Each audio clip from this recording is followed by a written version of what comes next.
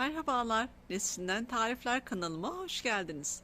Bugün sizlerle bahçemdeki dut ağacımdan kara dut toplayarak dut marmelatı yapımını paylaşacağım.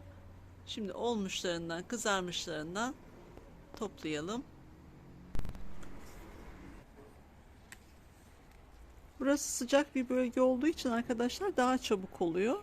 Ben Didim'de yaşıyorum, belki biliyorsunuzdur. Bir hafta 10 gün oldu dutlarımız olalı. Şöyle göstermek istiyorum. Gerçekten muhteşemler.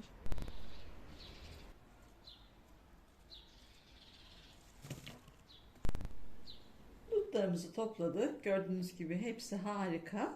Şimdi şu sap kısımlarını temizleyeceğim. Onları isterseniz bir eldiven kullanabilirsiniz. Biraz ellerden zor çıkıyor kara dut olduğu için. Şu sap kısımlarını keselim.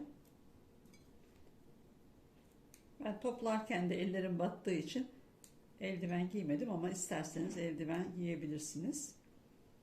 Şöyle küçük bir bıçakla hemen minnacık şöyle alalım. Saplarını ayıkladığımız dutlarımızı güzelce yıkadım ve sularını süzdürdüm. Şimdi kaynatacağımız tenceremizi alalım. Burada 1 kilogram kara dut var arkadaşlar. Sizin için tarttım. Ölçü tam olsun diye. Üzerine de 500 gram toz şekerimiz var. Onu da boşaltalım. Dutlarımızı kaynatmak için şimdi artık ocağımızı alalım. Ocağımızın altını açalım. En kısa da getirelim. Şimdi dutlarımızın suyunu bırakıp şekeri ıslatması için kısık ateşte bir süre bekleteceğiz. Ağzını da kapatalım ve bu şekilde dutlarımızın suyunu salmasını bekleyelim. 15-20 dakikadır kısık ateşte bakın şekeri tamamen eridi ve yavaş yavaş kaynamaya başladı bile. Şöyle bir iyice karıştıralım.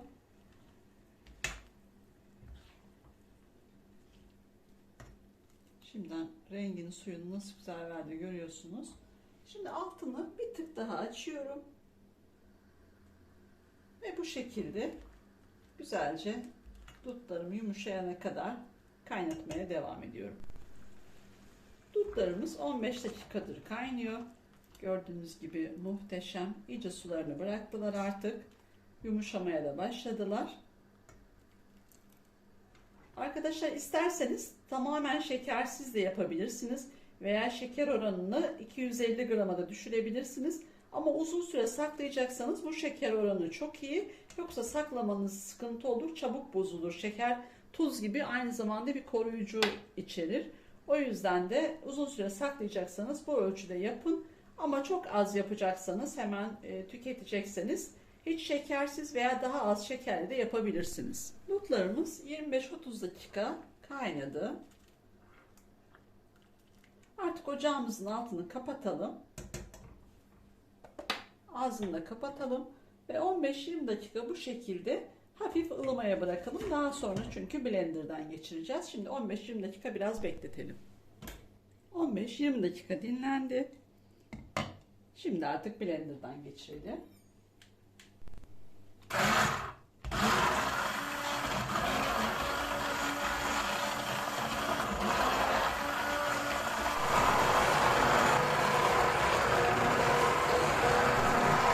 İyice blenderdan geçirdik. Şöyle kıvamını da göstermek istiyorum. Gördüğünüz gibi şimdiden daha muhteşem oldu. Şimdi ocağımızın altını açalım. Ve tekrar bir kaynayana kadar bekleyelim. Şöyle yarım ateşe aldım. Çok yüksek değil. Ve sık sık da karıştırarak tekrar kaynamasını bekleyelim marmelatımızın. Şu renginin, kıvamının güzelliği gerçekten şimdiden daha muhteşem oldu arkadaşlar. Marmelatımız kaynamaya başladı.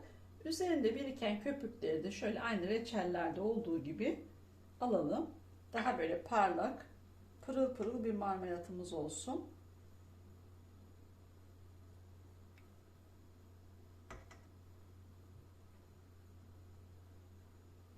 Şöyle ara ara biriktikçe alalım.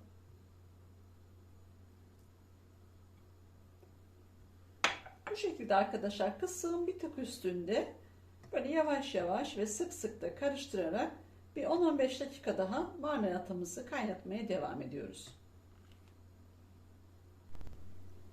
10 dakika Bu şekilde kaynadı. Köpüğünü de ara ara aldım. O köpüğünü de dökmeyin arkadaşlar. İçerisine bir bardak su koyun. Karıştırın ve meyve suyu gibi tüketebilirsiniz. Şimdi içerisine de yarım adet sıkmış olduğum limon suyum var. Bunu da ilave ediyorum ve 5 dakikada bu şekilde kaynatıyorum.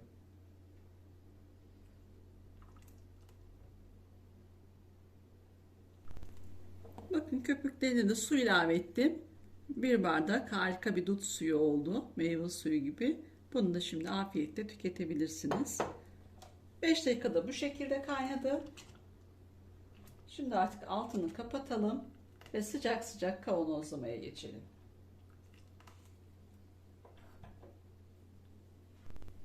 Şimdi marmelatımızı sıcak sıcak kavanozlayalım.